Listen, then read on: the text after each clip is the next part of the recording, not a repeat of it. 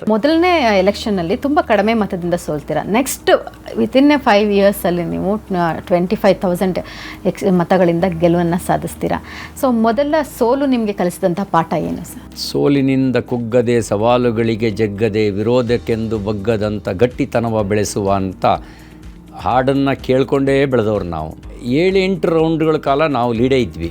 ಕಡೆ 3 ರೌಂಡಲ್ಲಿ ನಾವು ಟ್ರಯಲಿಗೆ ಹಿಂದಕ್ಕೆ ಬಿದ್ವಿ.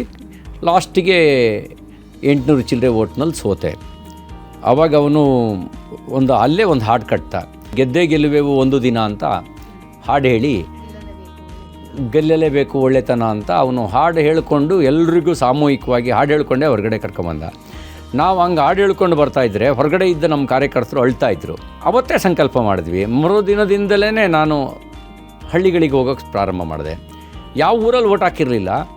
ಆ ಜನ, ಅಯ್ಯೋ ನಮ್ಮದೊಂದು ಊರು ಸಾಕಿತ್ತು ನಿನಗೆ, ನೀನು ಗೆಲ್ಸೋಕ್ಕೆ ಇಷ್ಟು ಹತ್ರ ಬರ್ತೀಯ ಅಂತ ನಮ್ಗೆ ಗೊತ್ತಾಗಲಿಲ್ಲ, ತಪ್ಪಾಗ್ಬಿಡ್ತು, ಮುಂದಿನ ಸರಿ ನೀನೇ ಮೇಲೆ ಹೋಗು ಅಂತ ಹೇಳಕ್ಕೆ ಶುರುವಾದರು. ಅದು 2004 ಚುನಾವಣೆ ಜನರ ಚುನಾವಣೆ. ಅದು ಬರೀ ಪಕ್ಷದ ಚುನಾವಣೆನಲ್ಲ, ನನ್ನ ಚುನಾವಣೆ ಮಾತ್ರ ಅಲ್ವೇ ಅಲ್ಲ. ಅದು ನಾನು ನಿಮಿತ್ತ ಮಾತ್ರ. ಜನರ ಚುನಾವಣೆ. ಜನನೇ ಓಟ್ ಹಾಕಿ ಗೆಲ್ಲಿಸಿತ್ತು, ಜನನೇ ದುಡ್ಡು ಕೊಟ್ಟಿದ್ದು, ಎಲ್ಲರೂ ಜನರೇ ಮಾಡಿದ್ದು.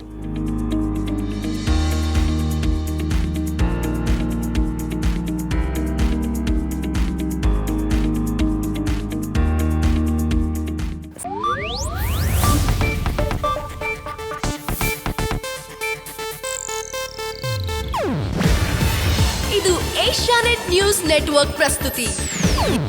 ನೀವು ನೋಡ್ತಿದ್ದೀರಾ ಏಷ್ಯಾನೆಟ್ ಸುವರ್ಣ ನ್ಯೂಸ್.